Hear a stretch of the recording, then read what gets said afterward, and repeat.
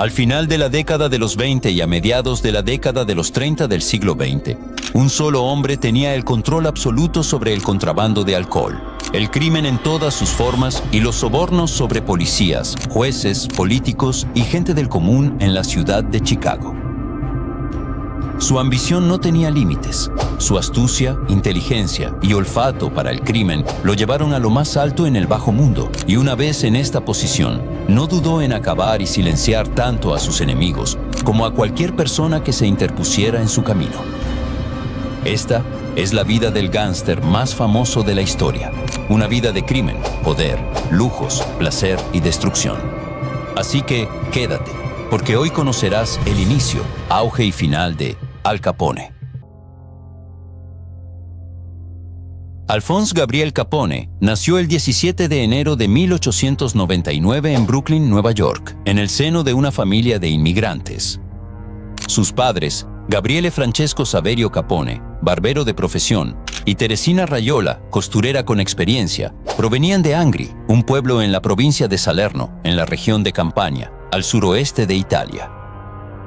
Como muchos, al final del siglo XIX, debido a la pobreza y falta de oportunidades, emigraron a la ciudad de Nueva York en 1893 en busca de mejores oportunidades. Pero Al Capone, uno de los 9 hijos fruto de este matrimonio, desde muy pequeño mostró su astucia y malicia en las calles. Y aunque su padre quiso que estudiara y que se moviera en la legalidad, Al, como le decían sus amigos, en 1910 y con tan solo 11 años, abandonó los estudios debido a sus constantes ausencias y riñas en las que se veía involucrado. A esta corta edad, empezó a trabajar en diferentes lugares, de dependiente en una confitería, de mozo para todo en una bolera y finalmente en una fábrica de cartón. Pero su vida cambió radicalmente cuando conoció a Johnny Torrio, un gángster ítalo-estadounidense en ascenso, que se dio cuenta de los deseos de poder y la ambición del joven Al Capone. Torrio, como mentor, facilitó la entrada de Al Capone a una de sus bandas, la Five Points Gang, conformada por jóvenes ambiciosos y con deseos de obtener dinero rápido. Sus primeros trabajos consistieron en amenazar y propinar palizas a los comerciantes que se negaban a pagar protección. También se encargaron de realizar robos a pequeña escala a locales y personas del común. La actitud, liderazgo y buen desempeño de Al Capone, al realizar los encargos, le dieron un renombre en el bajo mundo, permitiéndole que cada vez no solo se sumergiera más en el AMPA, sino también que sus encargos fueran más importantes, haciéndole subir un escalón más en el bajo mundo. En 1919, la fama de un joven Al Capone de 20 años había crecido como la espuma en todo Brooklyn. Ya no estaba para pequeños trabajos. Así que su mentor, Johnny Torrio, lo envió a trabajar como guardaespaldas del mafioso Frankie Yale y de su socio Antonio Torelli, quienes encomendaron a Capone tareas como la de extorsionar a los propietarios de negocios para que pagaran protección. Durante este periodo, Yale también encargó a Capone la seguridad y cuidado de su bar más famoso, el Harvard Inn, donde el joven gángster vivió una experiencia que le marcaría la vida. Una noche, mientras prestaba su servicio de seguridad en dicho establecimiento, Capone lanzó comentarios desagradables a una mujer llamada Lena Galluccio, lo que provocó una pelea con el gángster ítalo-estadounidense Frank Galluccio, hermano de la mujer. Durante la riña, le provocó a Capone 3 cortes certeros en la parte izquierda del rostro, de la oreja al mentón. Con el orgullo herido y bajo la presión de Yale, tuvo que disculparse con los hermanos Galluccio, y desde ese momento fue llamado Scarface, lo que en español quiere decir cara cortada. Pero la vida amorosa del futuro jefe de la mafia no se estancó por sus turbios trabajos, ya que el 30 de diciembre de 1918, Capone se casó con una irlandesa llamada Mary Josephine Coughlin, más conocida como May Coughlin, con quien tuvo a su único hijo, Albert Francis Capone, el 4 de diciembre de ese año. Pero en 1921, un pedido de su mentor cambiaría por completo la vida de Al Capone y su familia. Luego de haber trabajado casi 2 años con Yale y Torelli, Johnny Torrio le pidió que se trasladara a Chicago para que trabajara con él y conociera a su jefe, James Big Jim Colosimo. Este era el rey del vicio de Chicago. Poseía los mejores y peores burdeles de los 1000 que había en el barrio rojo de Levy y también estaba involucrado de lleno en la trata de blancas para abastecer sus negocios.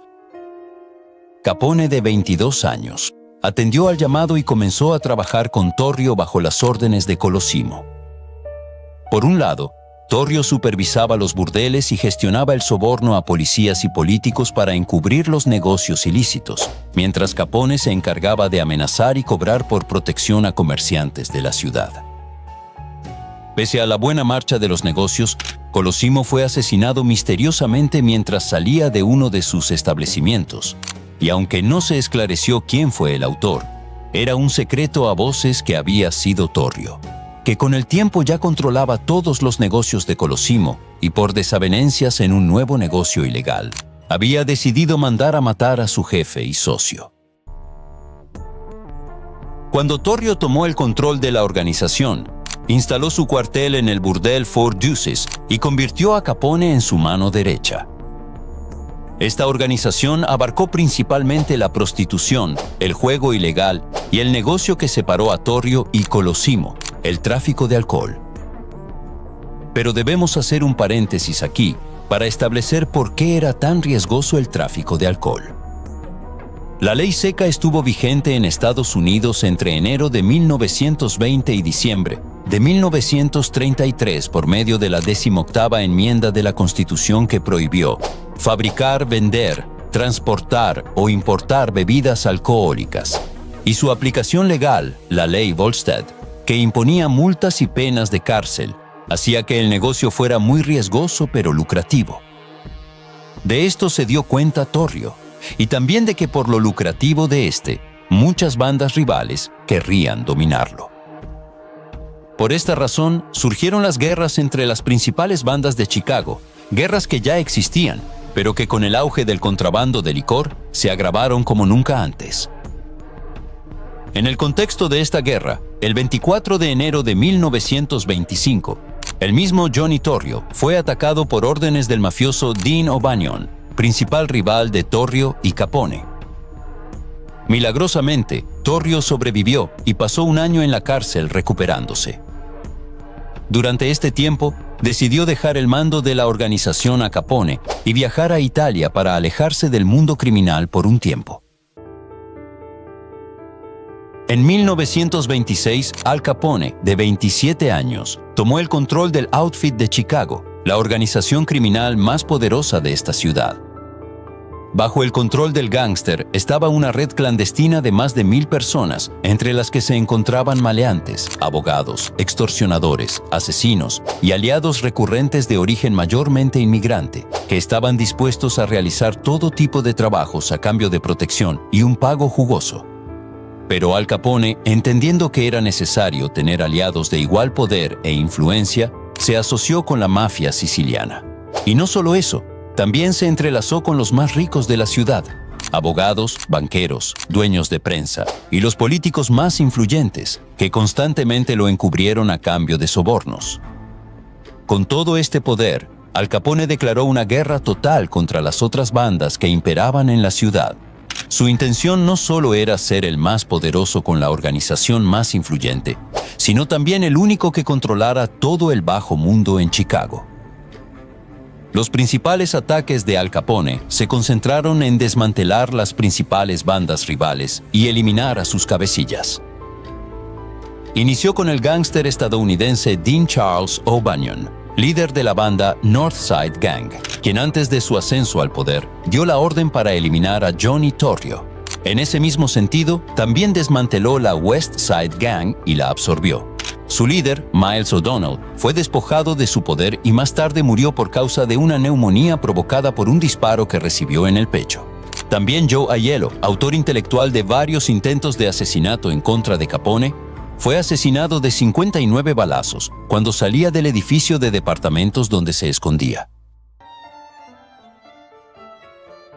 Mientras que por un lado, Capone libraba una guerra sin cuartel en la ciudad de Chicago, por el otro, disfrutaba de los lujos, placeres y excesos que se podía permitir gracias al dinero que obtenía de sus negocios. Se llegó a estimar su fortuna en $100 millones de la época, que ajustados a la inflación serían $2.000 millones a día de hoy. Con todo este poder adquisitivo llegó a tener una colección de vehículos valuada en $200.000, entre la que incluía un Cadillac Town sedán blindado, cuyo valor llegó a $18.000 de la época, un Cadillac 452 Sirius Imperial sedán avaluado en $20.000 y un Packard Super 8 sedán de $25.000. Pero no solo gastó en coches, también invirtió en bienes raíces. Era el dueño del Hotel Lexington, una propiedad valuada en más de $100.000 de la época, donde no solo tenía su cuartel criminal, sino que también tenía su residencia temporal. También era propietario de una mansión que le costó $50.000 de la época, ubicada en la 93 Palm Avenue de Miami, donde pasó sus últimos días de vida. Sus trajes a medida de alta calidad, sus relojes de oro Rolex y sus zapatos de marcas de lujo mostraban su fascinación por la elegancia y la opulencia. Sus celebraciones y fiestas eran todo un espectáculo, invitando a reconocidos músicos de jazz de la época solo para presumir de su poder económico. Pero Capone no solo gastó su dinero en lujos, también donó a la caridad y a la beneficencia. Abrió comedores públicos y dio alimento a los desempleados durante la Gran Depresión, pero esto solo lo hacía para alimentar su ego y mejorar su imagen pública. Los excesos del gángster más poderoso de la ciudad y los actos criminales que mandó a ejecutar no pasaron desapercibidos, ni ante el ojo público ni ante las autoridades, y un hecho afectó mucho más su imagen pública. El 14 de febrero de 1929 ocurrió la tan famosa masacre de San Valentín, donde hombres enviados por Capone, disfrazados de policías, acribillaron a 7 maleantes que pertenecían a la banda de Bugs Moran, enemigo y rival del gángster. Por todos estos hechos y muchos otros que aún no están esclarecidos, la ciudadanía dejó de ver a Capone como un filántropo y lo declararon el causante de la proliferación de burdeles y del aumento del crimen en la ciudad, lo que movió a Walter Armstrong, editor del Chicago Daily News, a pedirle a su amigo, el presidente Herbert Hoover, una intervención federal para detener la anarquía criminal que imperaba en la ciudad.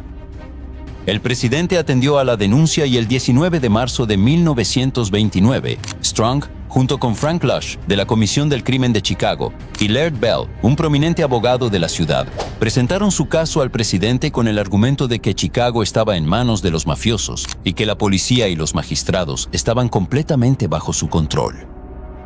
Debido a la gravedad del asunto, el presidente Hoover ordenó inmediatamente que todas las agencias federales se concentraran en Capone y sus aliados.